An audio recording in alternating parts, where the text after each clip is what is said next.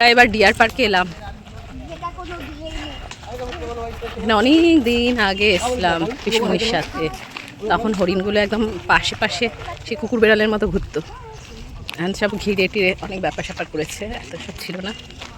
ছোট মা যাচ্ছে, ওয়েদার খুব সুন্দর।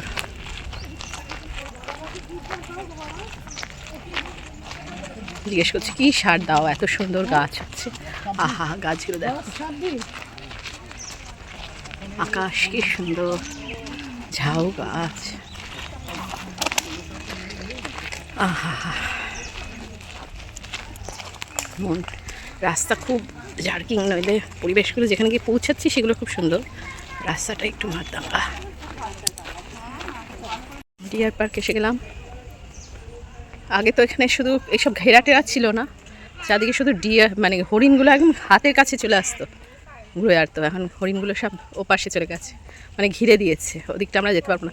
আমরা ওখানে হেঁটে হেঁটে হারিয়ে গেছিলাম, আমি আর পিসমনি, সন্ধে হয়ে গেছিলো। এখন সব ঘেরা, মানে এখানে এখন পাথ করে দিয়েছে, ভেতরে যাওয়া যাবে না। হ্যাঁ আমরা এখন ভেতরে গিয়ে গিয়ে হারিয়ে গেছিলাম, জানিস তো, ভেতরে ঢুকে 3:30 বেজে গেছে, ভাবছি কিভাবে বেরোবো। এখন সব বেঁধে দিয়েছে। হ্যাঁ ওই যে হ্যাঁ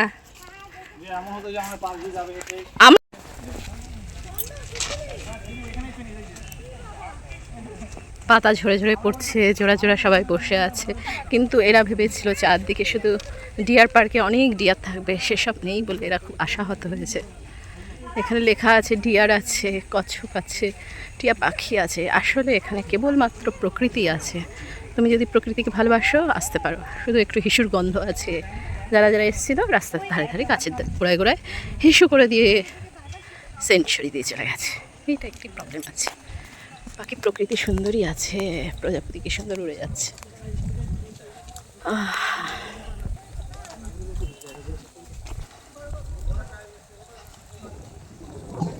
হাওয়া সুন্দর দিচ্ছে।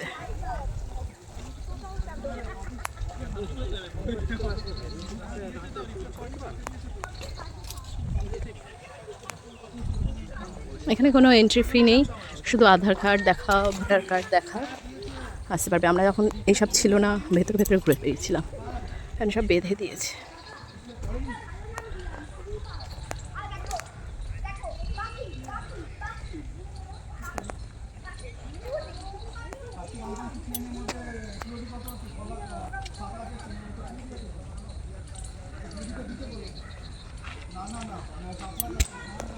আগে কত হরিণ ছিল, হাতের কাছে কাছে ঘুরে ঘুরে বেড়াতো, সেসব আর নেই।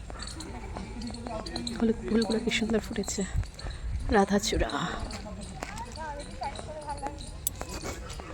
চলো, দুটো ডিয়ারকে তো দেখাতেই হবে, তারা কোথায় আছে।